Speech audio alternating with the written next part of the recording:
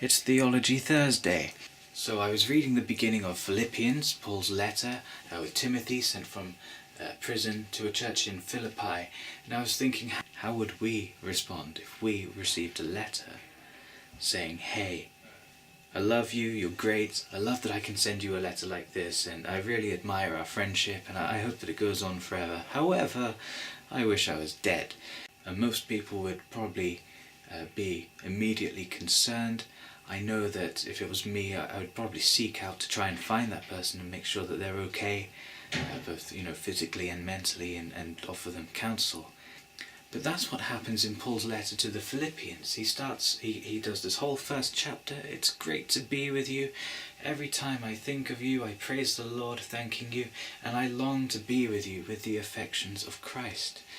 And it's amazing. It's such great encouragement. I imagine that if you're in that church, you're probably thinking, wow, what a great brother. But then he goes on and says, I am hard pressed. My desire is to depart and be with Christ. For that is a better thing. What we're brought with here is a dilemma. He says, as well as that controversial statement, I wish I was dead, he says alongside that, I see benefit in staying around and being with you, teaching you, praising God with you, and learning from you as well. And Paul and Timothy are locked up in prison. They desire to go back, be with their friends in Philippi, and do all of these wonderful things with them.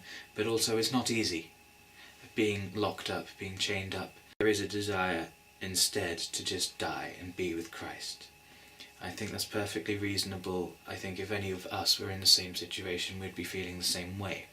The dilemma here, what came up to me when I was studying this, was that both of his options, to stay alive and study or to die and be with Christ, are good.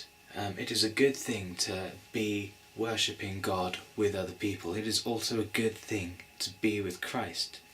I'll get back to this. I have an illustration.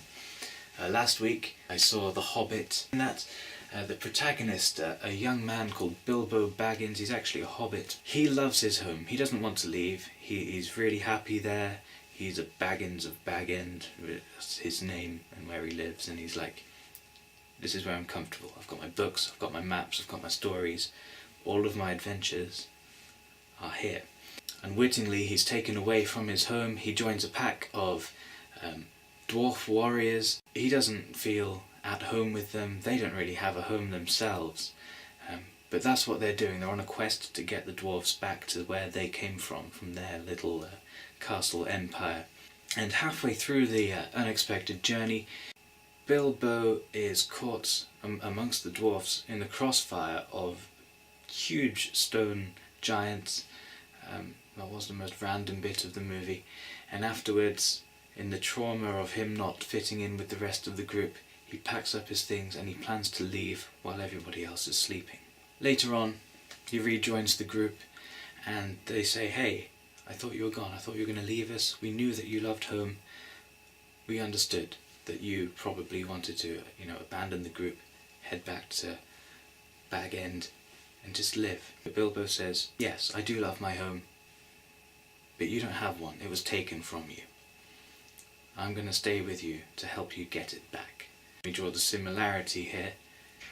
This is one of two choices. Bilbo could have gone home and had a good time there, or he could have stayed with these dwarves and helped them to find a home. They're both good options. He gets what he wants either way. Now, in both situations, what we see is that one option is clearly better than the other. And it's for the same reasons, both in Paul's letter to the Philippians and in Bilbo's statement to the dwarfs. He's saying, I can go and do what I want, or I can go and do what I want and bring all of you with me. For Bilbo, it's a case of, sure, I want to be home, but I want all of you guys to be home too. And for Paul, it's a case of, yeah, I want to be home with Christ, but I want all of you to be at home with Christ too. The verse I actually got when I was told to give this message was Philippians 1:21, which says something strange when you preach it out of context, which is why I've given you all of this story before telling you the one verse I was given. Philippians 1:21 says, to live is Christ, to die is gain.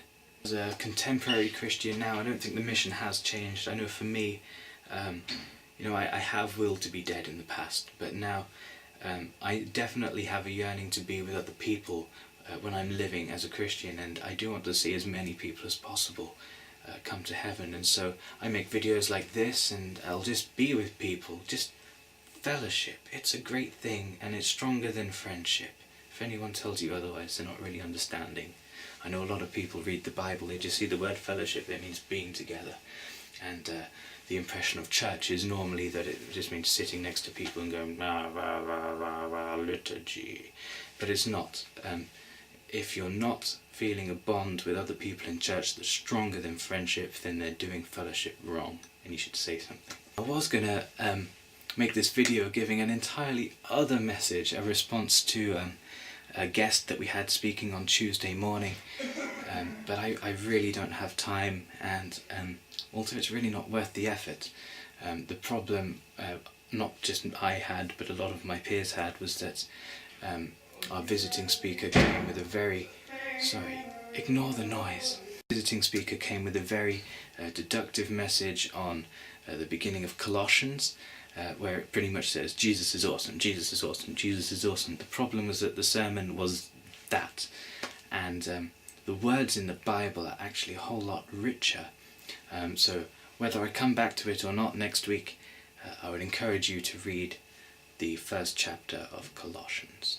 That's my Theology Thursday for today. I'll be going back to filming on my phone tomorrow.